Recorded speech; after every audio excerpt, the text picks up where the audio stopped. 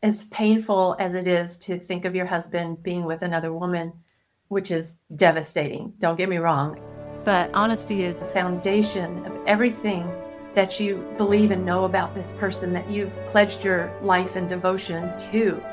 And so lying and hiding and deception, it cuts deeper than bad behavior. Has your marriage been shattered by sexual betrayal and you're wondering what to do now? Then you're in the right place. I'm Johnny. I'm Emily. We've been where you are, and we know there is hope for your marriage through Christ Jesus. As marriage recovery coaches, we help you find freedom and healing after porn-fueled infidelity and betrayal trauma. Are you ready for hope-filled tomorrows? Then let's do this. Marriages redeemed. Hearts renewed. Hello, and welcome to Beyond Broken Vows podcast. Hello, everyone. And greetings from Honduras, Central America, most specifically Puerto Cortez. Yes, we've been here for almost 2 weeks now. We're going to get ready to leave shortly, and it's been a fantastic couple of weeks, honey. Yep, busy as all get out, and we've enjoyed our time down here, but we also love being at our comfortable little place back in Texas. Yeah, looking forward to being home with the animals and a little bit quieter pace, maybe. Yes, we're going to have a really good show for you today. We are pinch hitting a little bit as Emily and I are away. We're going to play the interview that we had when Sathiya Sam, host of the Man Within podcast, interviewed us on his show.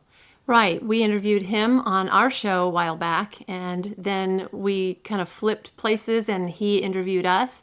And so we just want to share that with you today. It contains a lot of our story, some of it that maybe you haven't heard before. Right. So stay tuned because there's going to be a lot of really good stuff for you guys to listen to. But before we get into the interview, we have just a little bit of housekeeping to take care of today. Yes, we just want to remind you that there's various ways to contact us. Of course, you can always email us at support@beyondbrokenvows.com.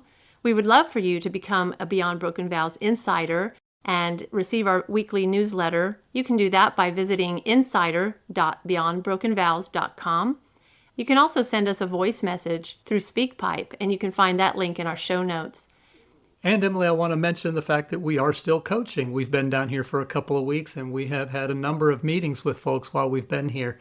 So if you would like to spend some time with Emily or myself to work through some of the difficulties and the challenges that come with porn-fueled infidelity, dealing with the addiction aspect, or for the ladies who are finding it's difficult dealing with the trauma that has beset them as a result of this new information, we are certainly available at coaching@beyondbrokenvows.com. That's coaching@beyondbrokenvows.com. And Johnny, you've also been meeting with your men in Stone Rollers. Yes, that didn't stop either. And we've been having a real good time meeting together. And we're looking forward to more men joining us for Stone Rollers. So if you want some more information about Stone Rollers Men's Recovery Meeting, you can email me at johnny@beyondbrokenvows.com. That's johnny@beyondbrokenvows.com. Okay, so without any further delay, let's go ahead and listen in on the interview that we had with Sathiya Sam from the Man Within podcast. Johnny and Emily, welcome to the podcast, guys. We're so glad to be here, Sathiya. It's good to see you again. Yes, thank you for having us. Yeah, you guys had me on your show, Beyond Broken Vows. It was a really good conversation, and I've been wanting to have you guys on here. I think you have such an incredible story, an incredible ministry, all under the umbrella term of Beyond Broken Vows. So to jump in, I just want to hear, how did you guys meet? How did this all start? Well, we actually met back in 1985, way back. That was a long time ago. We realized that just this past month, it's been 40 years since we met. Hey, congratulations. For babies. Wow. Yes. I was going to say, you guys look young to be married 40 years. I would not have guessed that. Yeah. So to put that into perspective, not just the year, but I was 16 years old, just shy of turning 17 when I met her. No way. Yeah. I was 18, so I robbed the cradle. So wait, that was legal? I thought you had to be 18 to get legally married. I guess not. That's when we met. Yeah. That's when we met. That's when you met. Yeah. Sorry. Okay, got it. But still impressive. Okay. Yeah. So we met on an evening at a restaurant that I was working at. And one of my friends that I grew up with in church had brought Emily into the restaurant with him. And I was just so taken with her that I had to go take her order personally. The restaurant that I worked at was a little bit of a themed restaurant, and you would pick up a phone at the table and like phone your order in. It was really weird. I was a cook in the kitchen, but when I saw her walk in, I couldn't resist. So I went and grabbed an order pad and went out and took that order personally and just sort of make sure that, she knew that I was there. And I love it. You have to be on her radar. yeah, later that evening, we were both part of a volleyball league at the church that we were in. I was already a part of it, and she was just starting to join into that, and we met up there again. Okay. And one of the funny parts of that story is that our friend that inadvertently introduced us confessed later that when we two met, he said he knew that that was a big mistake. It's me. There goes my opportunity. Yeah. Okay, so Emily, clearly you were a popular girl in your early days there. Johnny, skill testing question. Do you remember what she ordered?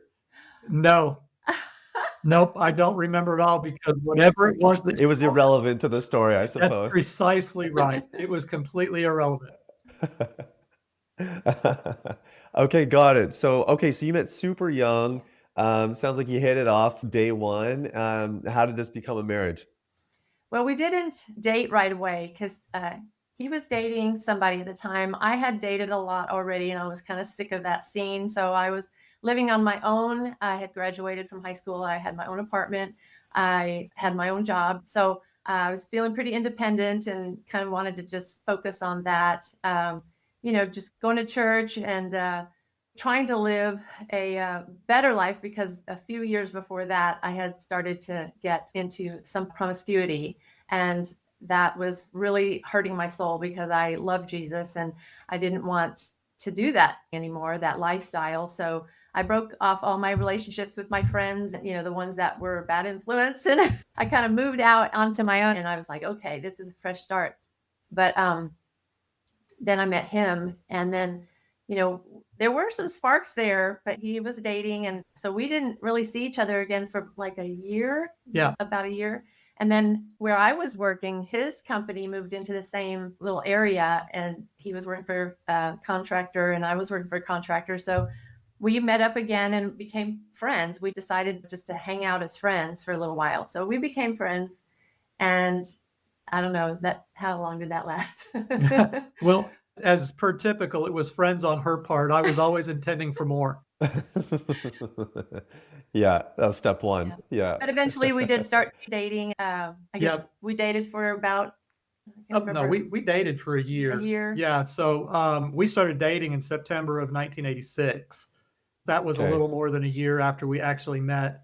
The girlfriend that I had at that time, that relationship ended. And when Emily came back on the scene, when our two companies moved in close with each other, I started trying to pursue her again, even to the point that one day I drove 65 miles at over 100 miles an hour from my job site to get to her place so that I could ask her out on a date. Wow. Okay, got it. Got it. Okay, so you were bound and determined. Yes, as a matter of fact, she accepted that date, but ironically, she stood me up. Oh no. Emily, why did you stand him up? What happened? I think I had another date. So Wow. Okay. So Johnny, you really had to be persistent. I think that both of us in that phase, we had options open and we were just seeing what was going on. Sure. And as we actually started dating each other, it became apparent really quickly that there really wasn't going to be anybody else for us. But the thing is that he wasn't a Christian at the time. No. He was a church boy. He had gone to church his entire life, in church all the time, but he had never really met Jesus as his savior. So that was something that gave me pause, not enough to say no to an invitation to be married, but then he did accept Christ before we got married. And so, and it was real, sometimes that's really dangerous, but Yeah. he was really hungry for it. And so we based our entire marriage on having Christ at the center of it. Yeah. Well done on that front. How did you know it was real? Well, in hindsight, I know it was real because Honestly, my sister did the missionary dating thing too, and it didn't work out for her so well. Okay. Okay, fair enough. It wasn't real. Yeah. But I could see growth and true connection with the Lord, and just a hunger for the Word. And he became a servant in the church and just in the world, as far as following Christ and serving Him. So I could see the fruit of that. Mm, And so, yeah, it didn't take long for that to be evident.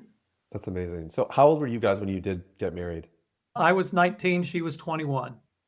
Got it. Yeah. Wow. So very young. Yeah. So you're just a few years away then from the 40th wedding anniversary, which is very exciting.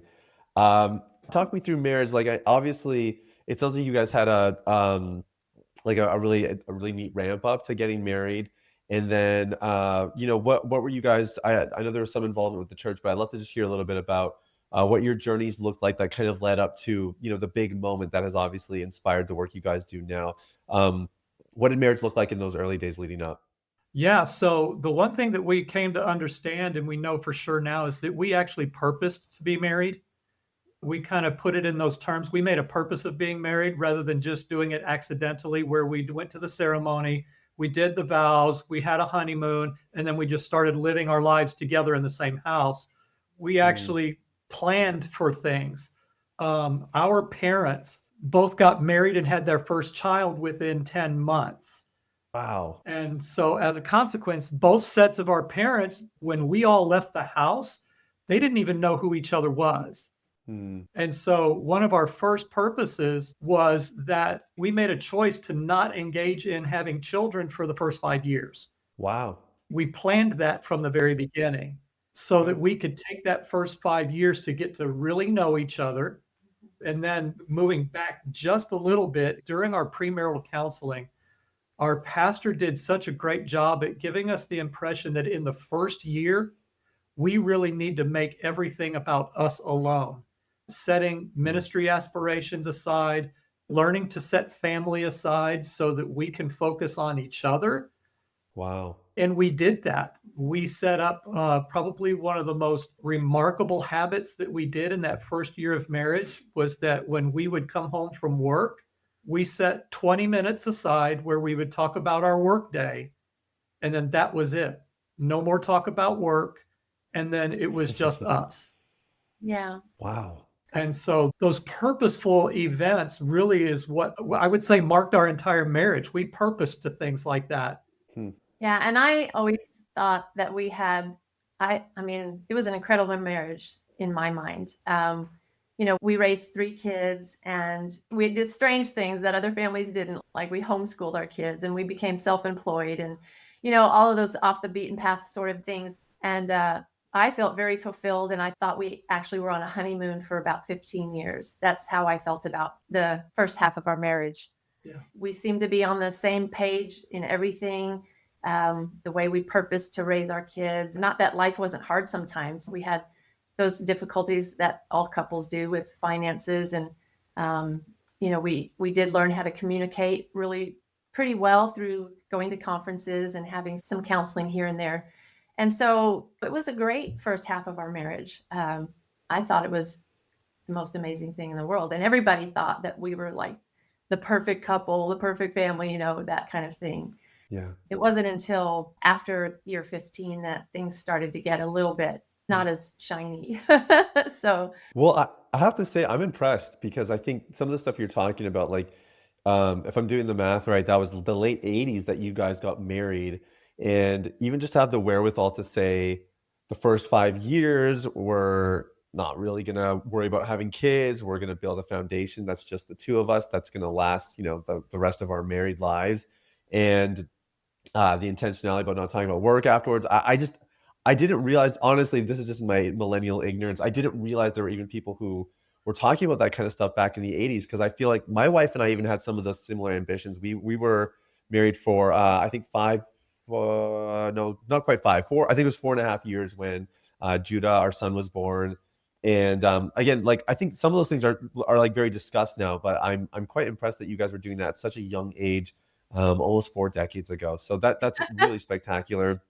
How many kids in the first oh, 15 years there? What's that? Sorry. I said, thanks, you're making me feel really old. Oh, I'm sorry. I'm so sorry. Not my intent. I was just asking how many kids did you guys have there when you did start to have them? We have 3 children. 3 kids. They're all grown now, and we have 5 grandchildren. So, Oh, wow, that's incredible. Um, and I think what you just described, the first 15 years, if that was the story, and then people heard you just, we're about 10 minutes in or whatever it is, and they would say, "Oh, okay, I can kind of see where this is going." You guys definitely seem like that same couple, very put together in love. You have a great youthfulness about you, despite all of my age comments earlier. Sorry about that. I think everything looks exactly the way you're describing it. So, what's the story? What happened at year 15? Yeah. So, despite the fact that on the surface and through the way that we were relating was all really good, we were very open and transparent with each other. We were really good at communicating with each other, but I was holding a secret back that she didn't know anything about. And well, that I really, did know a little bit yes. because in year 5, he did confess that he had been looking at pornography. And so that was one of the first fissures, maybe I would say, in our marriage where um, I felt, that betrayal of him looking at other women for his sexual enjoyment. I was pretty hurt and I was upset, and Hmm. he got scared by my reaction during those 15 years, and actually during the rest of the time before discovery. This problem would pop up here and there, maybe, I don't know, half a dozen times. He would confess or I would catch him, and so we would deal with it together in house. We just like talked it through, and he made the promise, I'm not going to do this again. And I would believe him, and we would just go on. We would like, okay, we took care of that, and we would just live again until the next time, which, it could be years down the road. But Hmm. yeah, so that was just the only inkling that I had that there was any sort of underlying problem in our marriage. Well, just to interject, the you mentioned the 5-year mark is where this surfaced, and I know you had mentioned around the 5-year mark is when you had intended to at least have a discussion around having kids. Was there any correlation there? Because with a lot of the clients that I work with, especially, young fathers or early on in marriage, I find that often the like having kids can really bring this stuff to the surface. It can also intensify addictions and stuff like that because for fathers, there's a whole new set of stressors of another person you're responsible for, and maybe some more financial expectations, and there's different reasons. But I've observed this in our client base quite a bit. Major life change, especially with kids, and then something with pornography, whether it's surfacing or intensifying. Was there any correlation there for you, Johnny, as far as the timing of this when it first came out? I would say yes and no. And we're having similar experiences with the men that we coach with as well, that those childbearing years really seem to intensify and bring out the nature of that need to continue to go back to pornography. We can maybe touch a little bit on that later. But what happened is that after our first year of marriage, I joined the military. I'm a U.S. Navy veteran, and I was gone a lot on ship. I was deployed during the Gulf War, and the atmosphere on the ship was of spiritual and emotional combat for me all the time Hmm. because I was the token Christian boy. The places where I worked, with the shop and the people, they were always trying to make efforts to corrupt my belief system and try to get me to become really more like them. I understand a whole lot more about what was going on now than I did then, but it took a lot of effort on my part, emotionally and spiritually, to try to hold my ground against the onslaught of that. And in the final year, the 4th year of my military service, I did succumb again to the pressures. Pornography was just available on the ship anywhere I wanted to go. I tried to keep away from it as much as possible. We'd be on combat lockdown, and the favorite thing to do inside of the cabin where we're locked down is they would just start pulling out videos and watching pornography. And I really Wow. couldn't leave the room. It was impossible. Hmm. So I had to do the best I could to, read a book, to pray, to do whatever I could to stay out of it. But ultimately, in the end, I did fall back into that in the last year. So our oldest son was born in my final year of the military service as well. But I had already gotten back involved with pornography before he was actually born. And he was born 3 months before I separated. Okay. Then, when I separated from the military and came back home, we moved into my parents' house for the time being to get settled. And my dad's pornography stash was exactly where it was when I left his house 5 years before. Hmm. And I found that again and started using the pornography. And that was when I made that confession to Emily that I had taken up pornography again. So I can't say that it was specifically because of the beginning of child rearing that triggered my pornography use. Yeah. I would say that it was the pressures in the military years, Yep. but I can definitely say that as my usage of pornography continued through the childbearing years, when I found it emotionally difficult to stay engaged as a dad, that it was intense, that I found comfort in pornography. I found validation through pornography. I found a sense of control through pornography where I didn't necessarily feel in control of our marriage relationship or of the children we're trying to raise. Yeah, no, that makes a lot of sense. And again, I think like even the military part is a very relatable. Like we work with first responders. We've had tons of military men, and yeah, military guys in particular just talk about how just normal pornography is, like there's lotion in the bathrooms, because it's just understood that this is kind of going to be part of the male experience, wherever it is, whether you're at sea or something else in the military. So that makes a lot of sense. Right. It sounds like it came up year 5. There are other conversations. You at least talked it through. And so, Emily, I'm kind of gathering that from your end, it's coming up, but maybe not often enough that you're super concerned. And because you're at least having some conversations about it, everything is, okay, or at least patched together. What happened year 15 that was so different from all those previous interactions regarding pornography? Well, I don't think it was a specific moment in time. I think it's just that when I looked back, I could see that we started to not be as connected as I thought we had always been.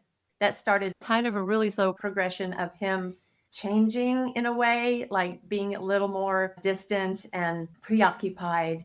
And I never suspected anything because when we would smooth all this out on those few incidences, he was so sincere and so humble and repentant about it. And of course, I love him dearly and I want to believe everything he says.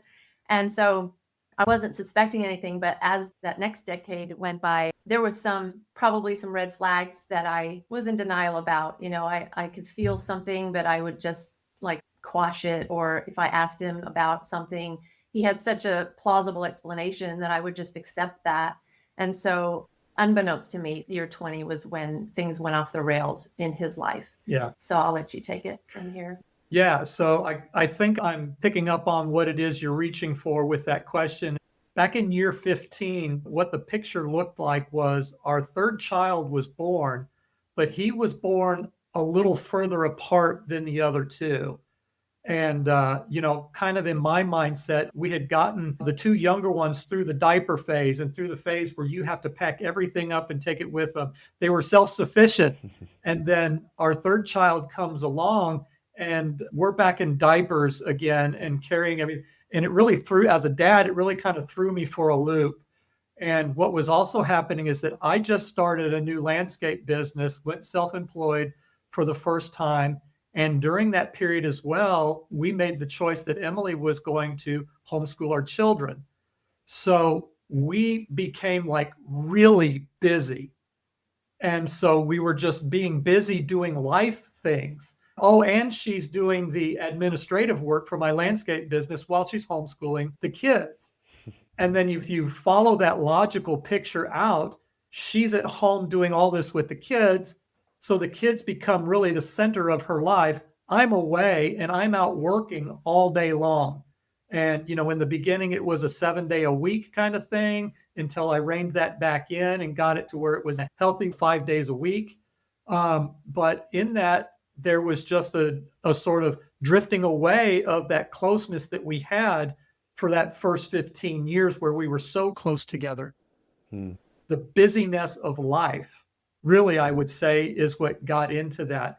Now, what Emily was starting to touch on is that each time we had to address my pornography use, she mentioned about a half dozen times that it would pop up. We dealt with it in house between each other. I did my part to correct as best I could in that time. The distance that was starting to grow and the internal emotional strain, the shame that was starting to build inside of me, left me at a place where what Emily's talking about, where the real damage started, was in year 20, when I had made a decision in my own mind that Emily was no longer emotionally safe for me. Hmm. Okay. As a result, I was not going to let her into my inner world. And that was really the part that then we deviated, where she didn't know anything that was going on. I had a whole dark side of me that was involved in pornography. Fantasy thoughts were starting to grow in my head. Desires to act outside of my marriage were definitely growing. And I was hiding this. And as I'm hiding and distant, she's trying to reach in, and I'm erecting a wall saying, don't come to my side of the wall. When I made that decision that she was emotionally dangerous for me, it was, not only am I going to build a wall, but if she tries to get onto my wall, I'm going to do my part to knock her off the wall. Wow. Why did you decide that? It was because of the shame and the guilt of what I was hiding, my activities. I couldn't bear to express that to her. And I started feeling as though that I was a terrible person. I was starting to attach those sticky I am statements to myself, that I am a horrible person. I do horrible things. And if she really knew what was going on, she would get rid of me. Hmm. Now that I've done my recovery work, I understand that fear of abandonment was my worst fear. And so I was not going to let her in so that she couldn't find out what was going on with me. Ergo, me projecting, she would leave me. Yeah. Yeah. Okay, got it. So you build these walls, you kind of make a decision like, my situation's getting worse. I can't risk being abandoned. I can't risk the discovery. I can't risk all of that. How does this all come to a head? Well, that would be 11 years later. What happened also that's concurrent with that, it was less than 6 months when I remember making that decision that she was not emotionally safe for me, that I had my first extramarital sexual relationship. It was in that same year, 20 years in. It was our 20th anniversary. We had big plans for our anniversary at the later half of the year, but just 3 months before that, I had my first sexual relationship outside of marriage. Wow. That's when the real damage started, because even more hiding, even more lying, even more deflecting. And when she would start asking natural questions that she's supposed to ask, I would get defensive, I would blame shift. And the ultimate with that was gaslighting, letting her know that, what it is that you're saying is happening isn't actually happening. Hmm. And that was the environment really for the next 11 years till 2018, when discovery happened. And in that period of time, I had sexual relationships with 3 women over that period of time. What do you think contributed more to having the affairs, the use of pornography or the disconnection and blocking Emily out? I think that they were equal. I think that the use of pornography and Emily not being, me deciding that she's not emotionally safe, I was trying to make connections in other ways. So if I understand inside my own mind that she's not safe for me, it really doesn't matter how much encouragement that she gives me, how wonderful she says I am. My point being is that no matter how much she affirmed me or approved of me, I was not able to accept that from her any longer. And so I was now looking outside of my marriage to women that I found any validation from. Hmm. Now, the one thing that we always hear is whenever something does eventually surface on the man's side, typically the wife says, I knew it. There's always kind of this lingering, like, maybe can't quite put my finger on it, but I find often the wife is not always that surprised when everything surfaces, even though maybe it is still very shocking and painful. So, Emily, I'm curious for you during this window of time, I think Johnny kind of alluded to it, but it sounds like you could feel something. I'm sure you felt his detachment. Did you have some suspicions in your head that he was maybe having an affair or that other people were involved?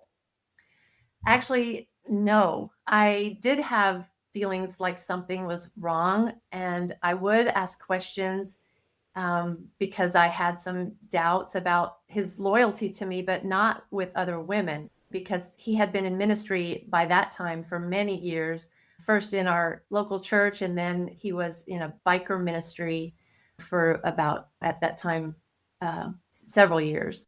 Hmm. He started to be gone more with his ministry group, his motorcycle group, and we were not communicating real well. It was actually easier for him to be gone sometimes for me emotionally, Hmm.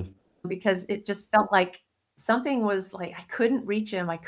He was slipping away from me, but I really thought his mistress was ministry.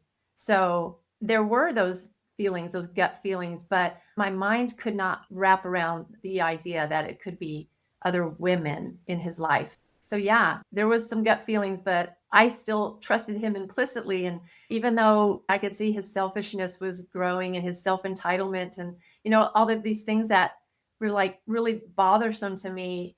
He was such an incredible husband still. It wasn't like he turned into this monster. He had this hidden secret from me and he was erecting these walls in his own heart from me, but he still outwardly was the same. He was still very attentive to me in a lot of ways. And he was a great communicator with our family and with other people. And he helped everyone. He was just an incredible person. So, when these little things come up every so often, it's easy to just disregard or forgive and move on because as a whole picture, it seems like there's so much more that's good than this little bad. Yeah.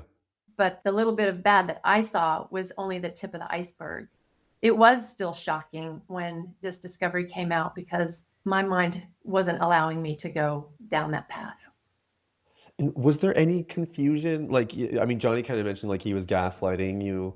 And then I guess, was there confusion where you had this suspicion or something that you're feeling that you can't quite put your finger on? You think it's ministry, that's his ultimate mistress. And then at the same time, behaviorally, there's enough there to go like, oh, I'm sure it's nothing. How did you reconcile that dissonance? Did you just assume that maybe there's a little something there, but it's not a big deal? Or I'm just curious because I think this is an important part of the story because a lot of women and wives have found themselves here, and I want to hear your side of it.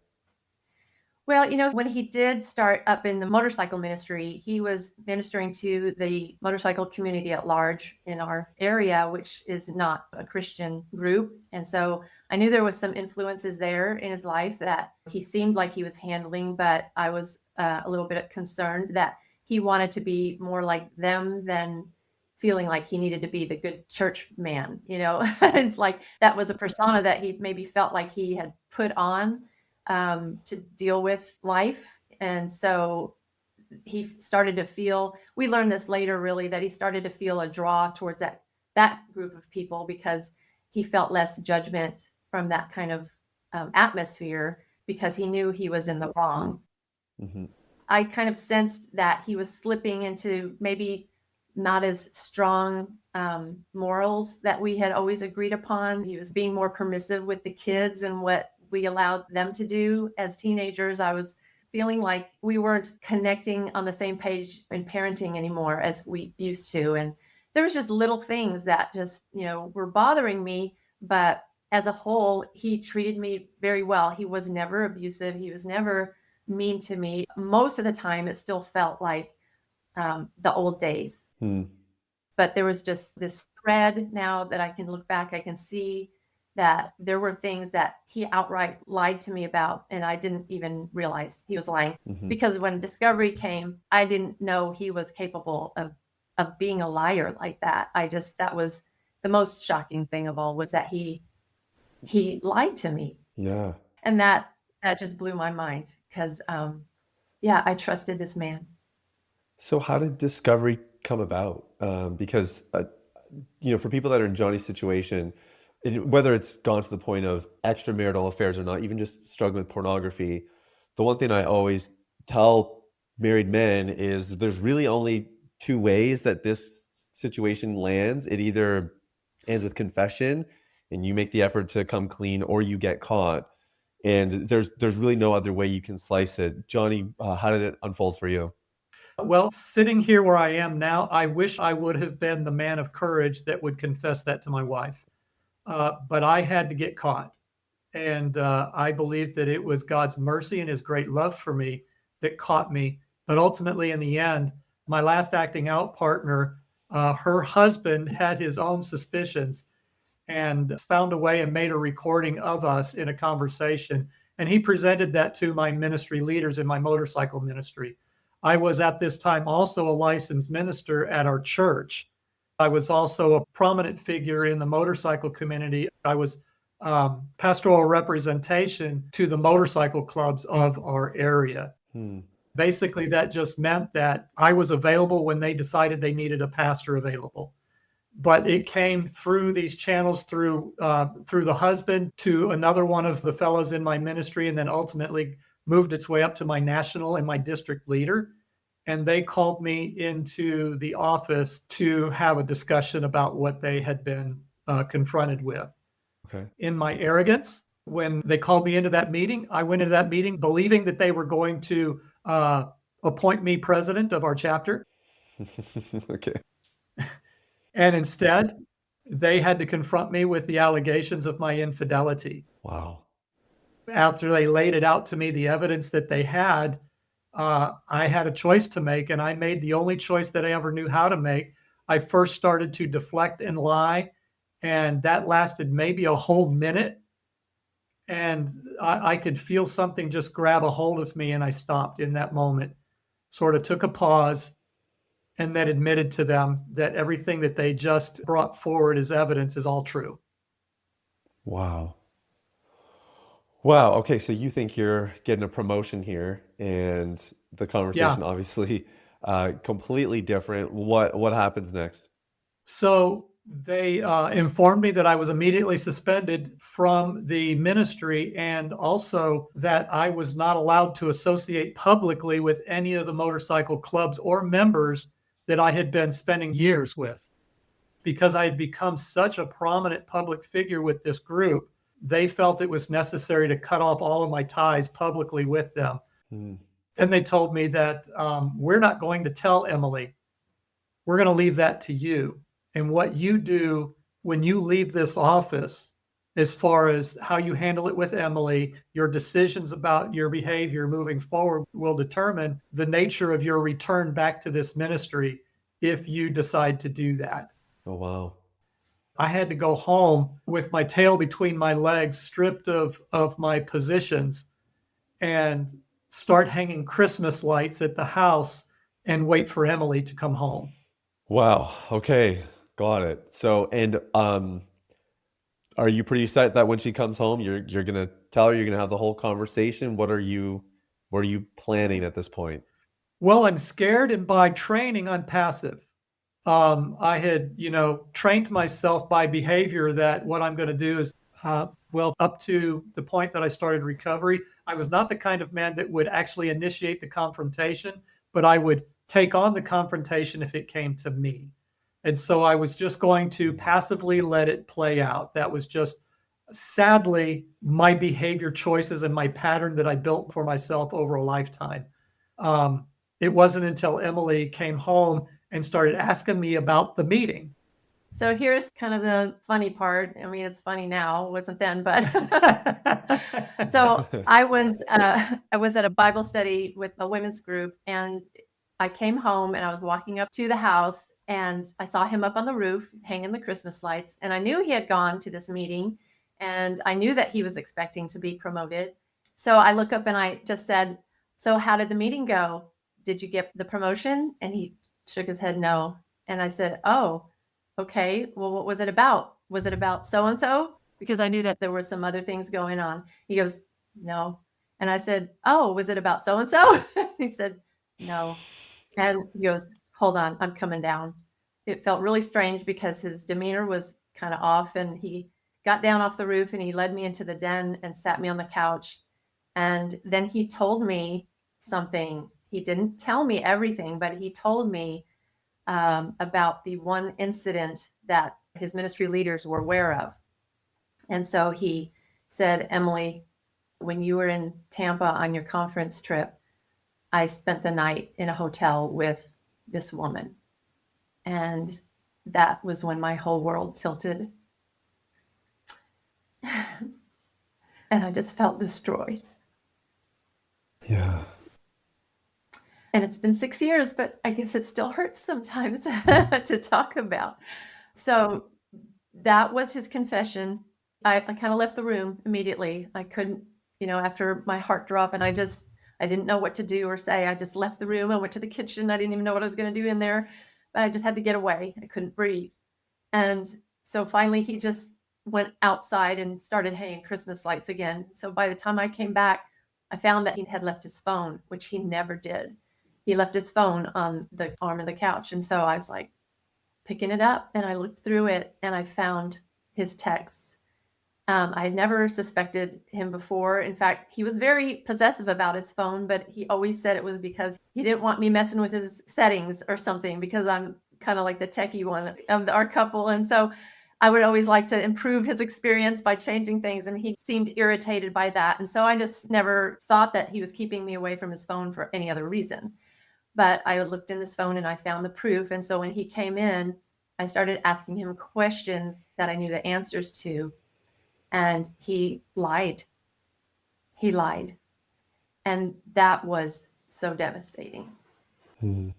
So we had a pretty rough couple of weeks after that, because I was trying to get more information because it wasn't adding up. The dots weren't connecting, because really he was only giving me the bare minimum of this one incident with this woman. And he insisted there was no intercourse. And that was true on that specific occasion. Now, when I look back, I could have asked questions like, was that the only time? But it never crossed my mind, that this could be a pattern. Yeah. He never showed signs of being someone who would do something like that. He was very careful to not go into elevators with women. He seemed scared of women. Like if they talked to him at the gas pump, he would tell me that this lady freaked me out because she was like talking to me. So I never felt like he was the kind of person who could do this. So I never asked those kinds of questions, but these lies were starting to build, and I was getting more and more upset. And after the first day and first night, he went and talked to the pastor, and I had this out with the Lord. I found my comfort in that, because he said he was going to be in charge of handling Johnny's punishment, and I didn't have to do that. So I was in a place where I could forgive, and I actually washed his feet in a moment of tenderness between us, where he was crying and I was forgiving him. And so I thought that was a one-off. I thought that was the incident, and that we would have to just rebuild our marriage now on that information moving forward. But turns out that was just the tiniest little thing that he had told me. So I want to ask each of you a question, and Emily, thank you so much just for the tenderness. I realize this is obviously, yeah, it doesn't matter how long ago it was. This is part of your story, and incredibly painful. My question, I'll ask you first, Emily. Can you help people understand, why is the lying the most painful part of this? Because you kind of said that earlier in our conversation as well. And now Yeah. that we're getting the details, it's very apparent that, like you said, you asked questions that you already knew the answers to, and then he didn't tell the truth. All the betrayed women that I've spoken to on the podcast and privately and wherever else over the years, they all say that it's the dishonesty that is actually so traumatizing, as opposed to the act of the affair itself. And it's not to diminish that, it's just to say that's how devastating that dishonesty can be. Why is that? As painful as it is to think of your husband being with another woman, which is devastating, don't get me wrong, it's a hard betrayal and trauma to overcome. But honesty is The foundation of everything that you believe and know about this person that you've pledged your life and devotion to. And so lying and hiding and deception, it cuts deeper than bad behavior. And when trust is breached, when that is broken, then you don't know what to believe. You don't know what in the past is true and false.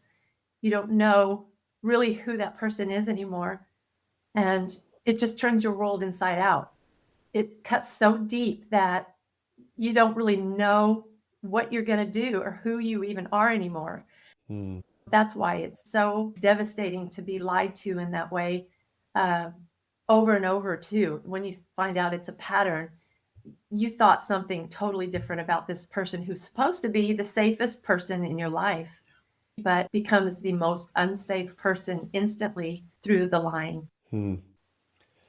Johnny, my question to you is, it sounds like you had a little bit of a drip approach in the disclosure process, just obviously isolating it, bag on the details. And again, this is, like I'm sure you guys have discovered, this is not an uncommon story at all. And even just your own approaches and responses, I think, are very common. So, Johnny, maybe you can just give the male perspective, because I'm sure in your heart of hearts, you know how important honesty is. You know how important building that trust is. Obviously, you had made a decision, maybe at an emotional level, to build a wall, but why the partial truth, or why the isolated incident and telling truth on maybe technicalities, but not really actually being fully transparent?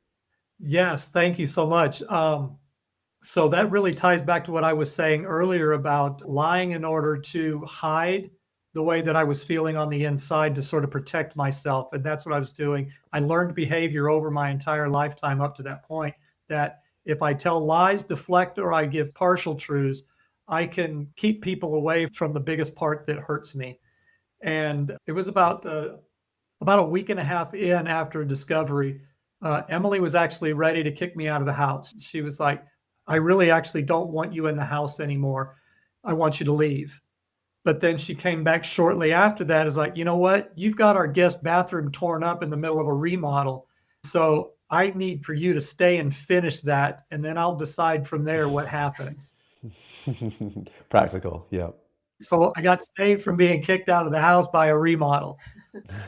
So as I was working on the remodel over the next couple of days, I remember specifically I was laying the floor down in that bathroom, and I got this very strong impression that I know came from the Holy Spirit. That was, Johnny, if Emily has any chance of living a happy, healthy, and normal life from here on out, she deserves to know the truth from you. Wow. It wasn't something that was a normal thought to me, because hiding and lying and deflecting was my normal mode of operation. So that's how I know I can attribute that to the Holy Spirit, because that wasn't my normal thinking. Hmm. And so I made a choice to act on that immediately and called our senior pastor and arranged to meet with him 3 days later. My intention was that I was going to tell Emily everything. Okay. And you wanted to talk to him about it first? Was that kind of the idea? No, actually, Fortunately, no. that would have been actually very considerate of me if I had done that. Oh, okay. No, now that we're in this space where we coach clients, I did probably the second worst thing that you could do. The first worst thing is dripping out information. The second worst thing is verbally vomiting all of this information without somebody there to help guide and support each of us. So I actually called a meeting with the three of us, between Emily, myself, and our senior pastor. And on that morning, we went into the office, and I just, like I said, I vomited all the information, my entire sexual history, over the both of them. Right. Shotgun. To say that I did some damage to them would be an understatement, because, first of all, Emily's getting new information that she had no idea the depth of how my sexual destructive behavior had gone. But my senior pastor was just blindsided. He's experienced enough that, finding out about extramarital relationships is not new to him. But also, he was my senior pastor and I was on his staff. Right. And I did not give him heads up about what was going on. He knew about the initial incident because Emily and I had both talked with him from the initial discovery to this point of disclosure, but he didn't know the whole story. And so that was quite shocking to him, just to get all of that dumped on him at that one time. But the impetus for the whole thing was that Emily would get an opportunity to make her own decision about me. Again, if she was ever going to have the chance to live a happy, healthy, and normal life, she would need to know the whole truth about me. Yeah. But sadly, even after that 4 hours of disclosure, that was not the end of the story. Yeah, he was a leaky tire for another several months after that.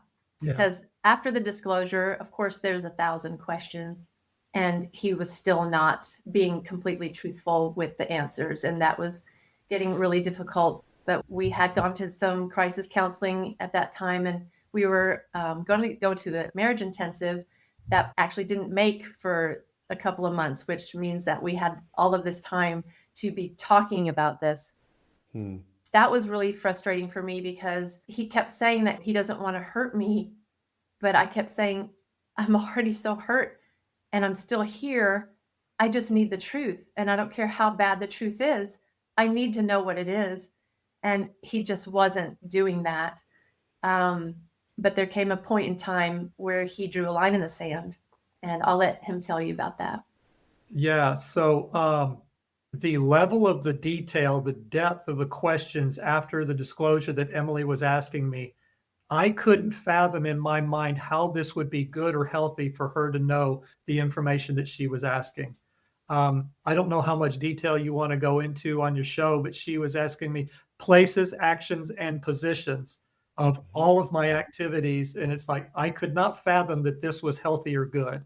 There was a big part of my mind that believed that I was protecting her from this damaging information. But it wasn't until later, after my recovery began, that I discovered in hindsight what I was doing was I was actually protecting myself. Hmm. I didn't want to believe that I was that man. I was in a moral crisis between the good moral man of ministry that I was trying to live out and this deviant man that was obviously reality. And what it boils down to is I did not want to be put in the position where I had to verbalize my actions, because then I would have to admit that this was the kind of man that I was behaving as.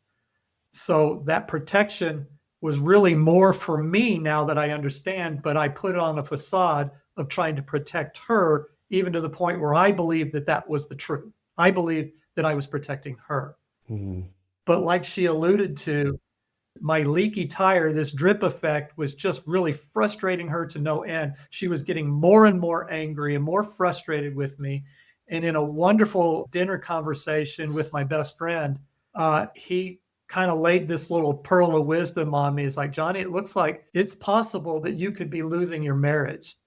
So if you're going to lose your marriage, why not go out as a man of integrity and just tell her everything that she wants to know? Yeah. At least you can leave the relationship with some dignity and integrity. Wow. That was advice that changed my life. It changed our whole world, because I came home and I told her that from this point on, any question you ask me, I will give you the complete truth, no matter how painful it is. And she certainly took me up on that. I bet she did. Yeah. I'm sure she was ready to get some full answers. When he said that, Emily, do you remember how you felt? Um, at that point, I wasn't sure I believed it. After all the lying, what do you believe? Yeah. I wanted to. My heart's desire was always to try to believe that he was wanting to do the right thing. But I had a list of questions that I knew that I needed to re-ask because I knew that they were incomplete, whether through omission or commission. It didn't matter. I needed to know. So that was really the litmus test, go back through and see if he would answer those questions differently and correctly. And he did. It took a while to, believe that that was truly the truth. But from that point on, he started to display himself as a trustworthy man every day. I still couldn't trust him, but I could see that he was being trustworthy from that point forward in recovery. I could see that his intention was to be honest and clean. And I was going to watch. I was going to, what do you call it? Trust but verify. Yes. Actually, I don't know how much trust there was, but I did start to see a change in him. I started to see a sort of a surrender. Everything was about him, right? for probably our whole marriage. Everything was really all about him. And I could see that he finally wanted to do something to sacrifice himself for my benefit. Hmm. And that was very palpable with his actions after that. So before we get any further down there, I have to ask Emily, from a Christian perspective, a biblical perspective, you had full grounds to leave the marriage and get out of the mess and the entanglement, start a new life, and maybe arguably a better life, at least at that point in time. And I think, even if we took the biblical part aside, I think anybody listening would hear what you had endured and just say, ditch him, leave the guy, not worth your time, and you still got plenty of years left, and you can start again and have a great life. Why did you stay? A couple of reasons. First, I made a covenant that I would stay with this man for better or for worse. And yes, I did have that option. And my pastor actually asked me 3 separate occasions if I wanted to divorce him. And I said no each time. And the third time I said, please don't ask me again. Hmm. Now, after I found out, more of the lying and stuff, I felt like it was possible that maybe we couldn't actually live in the same house. I didn't know what that exactly meant, but in my heart of hearts, I knew that God was bigger than this mess. And, people might say, ditch him, you have a chance for a better life. I don't think that that's really that true. You never know what you're going to get in the next round. It could be worse. And we have so much history together. We've known each other since we were kids, and we've raised our kids together, and we've built this life that, it's like, how could I ever find anything else that is so connected with me? And, I guess it's possible, but I didn't want that. I love him. I wanted him to be whole and healed, really more than I wanted us to stay married. So whatever it took, and I told God that. So whatever it takes for him to be made whole, that's my main concern. But I know you can fix this for us, and so I held on to that. Even in the darkest times when I even shouted, I hate you. And I threw my ring across the room and never wore it again. There were times when, of course, those doubts come up and you don't know how much you can take. But I think that relationship with Jesus is what saved our marriage. We just think that is his character, to be a reconciler, to be a redeemer. And if we allow him to do that, he can do some amazing things.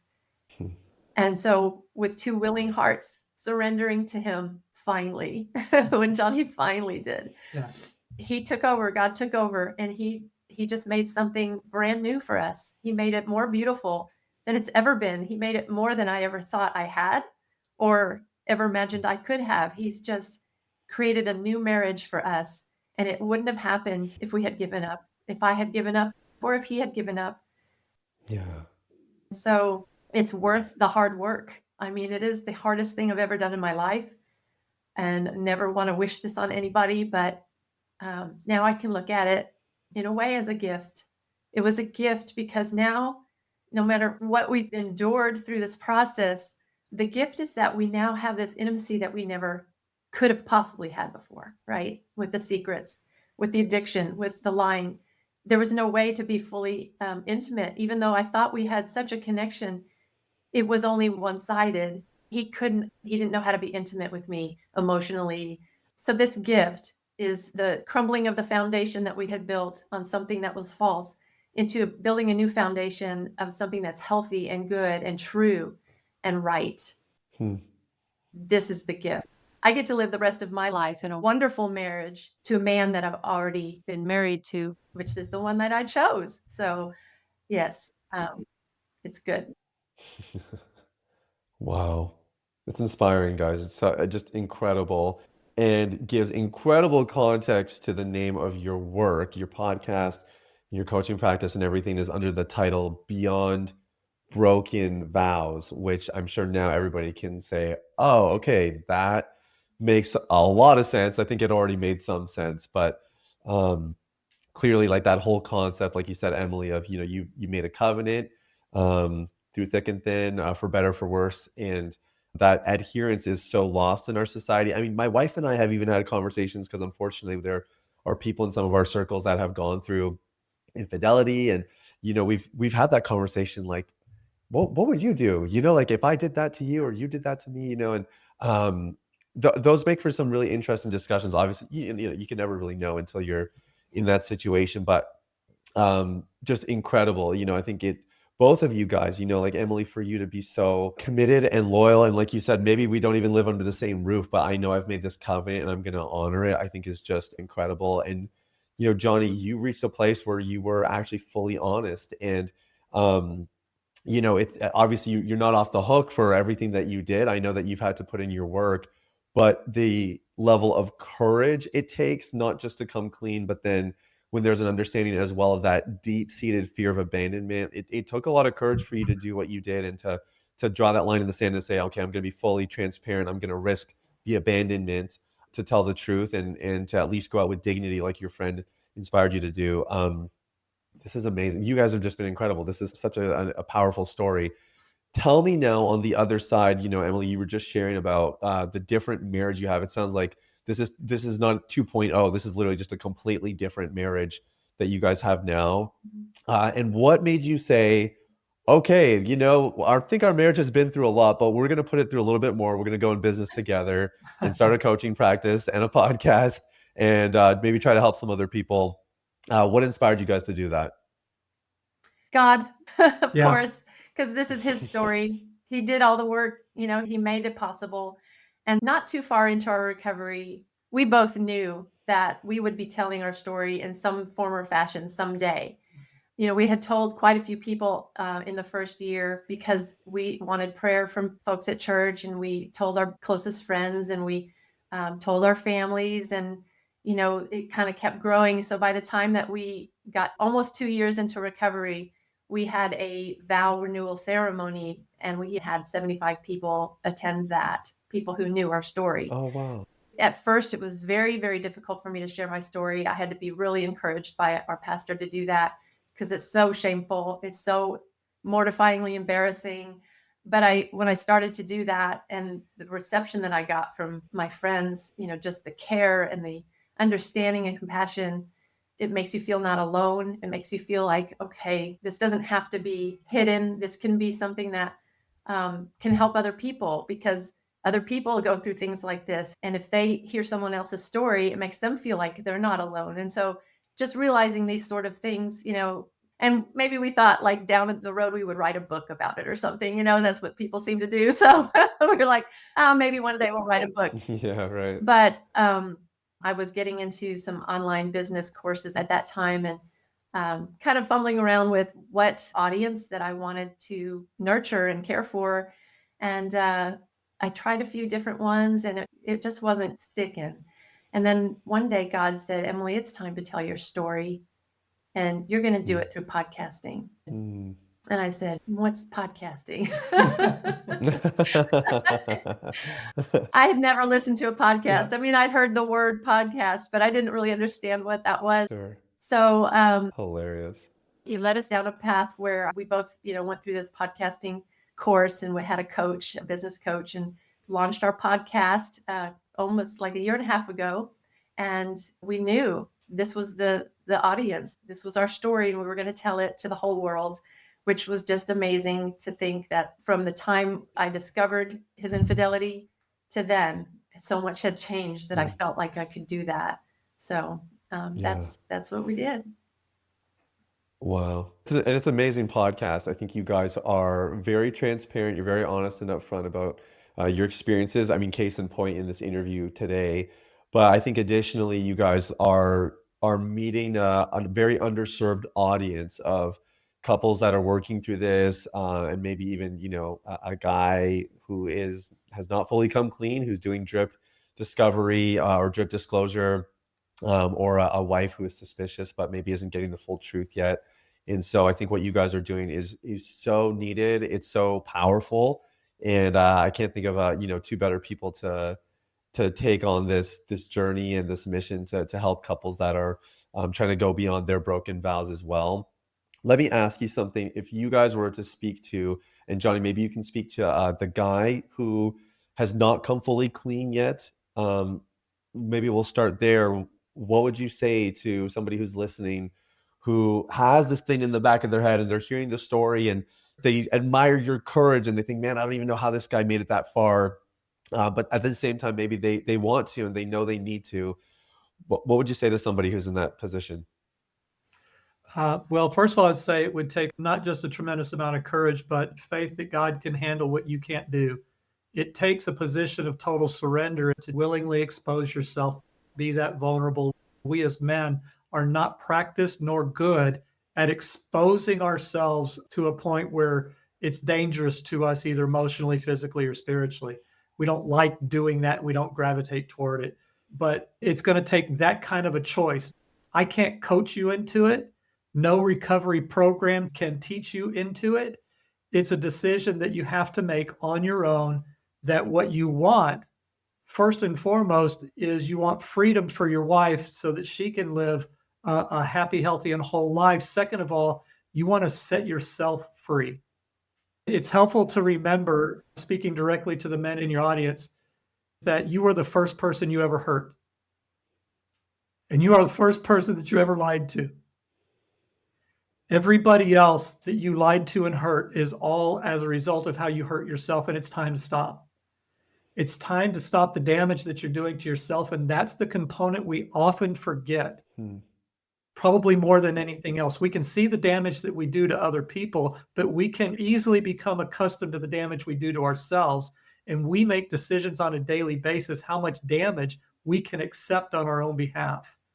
But it's time to stop that, because as we hurt ourselves, we hurt everybody else around us.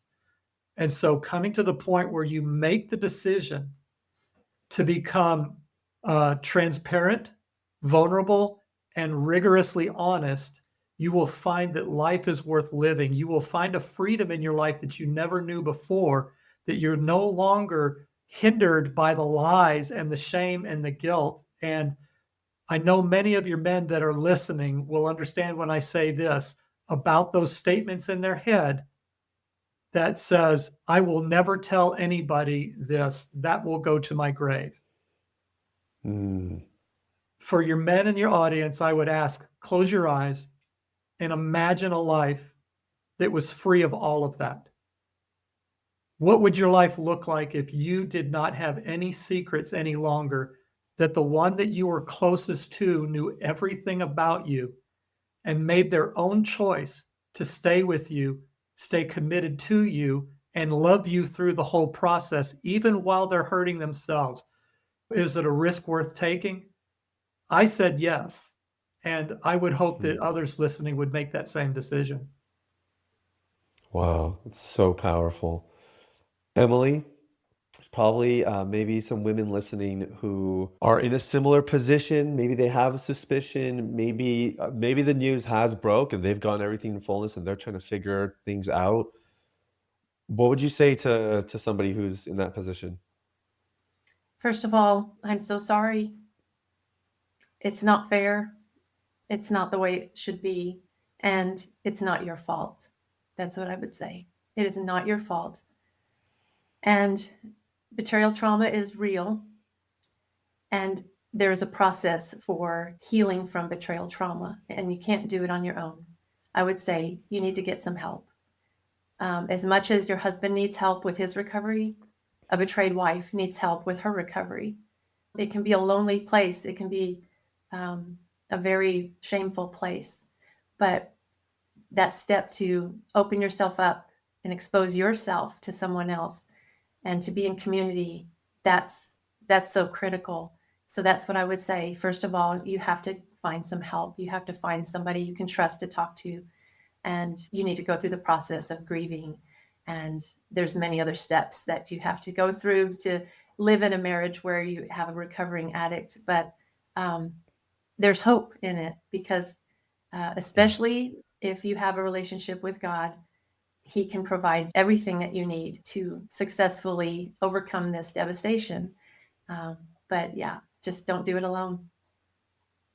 Yeah, it's really well said. And I think for people who do want more resources, they should go check out what you guys are doing, your podcast in particular, if they want more insights on some practicals and some next steps. And I think as well, the one last thing I just want to highlight here is you guys are just such a beautiful couple, and your marriage is so incredible. And it's so amazing to see who you guys are and what you become through really what's been in like, devastating tragedy. And I hope that for people that are listening, for people that are watching online, that they can see like this is such a great picture of what can come out of this process of being honest, obviously being forgiving. And yeah, you guys are you're amazing. So thank you so much. I know everything is under the umbrella Beyond Broken Vows. And is there anything in particular that you want to draw the audience to here if they want to go connect with you guys? Yeah, you can always connect with us on our website, beyondbrokenvows.com. But we also would love to have you as a Beyond Broken Vows insider. Get on our email list, and you can get there at insider.beyondbrokenvows.com. And we also love to coach with folks individually and as couples. And you can find our coaching page at coaching.beyondbrokenvows.com. Yeah, absolutely. So we'll put those links in the show notes. Guys, so fun connecting with you guys again. Thank you for your time today. Thank you, Sathiya. We are so thankful that you had us on here because we are so impressed by your ministry as well. We just want to say that you are doing so much to help men come out of this struggle. It takes help. Like I said, it takes a community, and it takes somebody who has gone before to lead those who are coming behind. And so we're just really grateful that you're also in this space and that your ministry is so powerful for helping men. Thank you, guys. That's so sweet. Yep. And I just wanted to say a shout out to you, Sathiya. Thank you so much, and for the ministry work that you do through Deep Clean. I find myself kindred with you because that's exactly the work that it takes in order to find the freedom that we as men are looking for, is that deep clean, meaning that you leave no stone unturned. Yeah. You go into all the cracks and the crevices, and you pull all the dirt out. You move all the furniture. You do whatever it takes in order to get that entire truth out. So even the very name of the work that you do through Deep Clean says it all. And we're grateful to be able to share this space of sexual recovery and sexual integrity with you. Thank you so much. Oh, you guys are so sweet. Thank you. Thank you. That's really, really kind. And it is actually so fun connecting with other people who are in this space. We need as much help as we can get. There's a lot of men and a lot of women who need guidance and coaching and everything that comes with it. So very grateful to connect, guys. Thanks again for your time today. Thank you. It was good to be with you. Have a great day.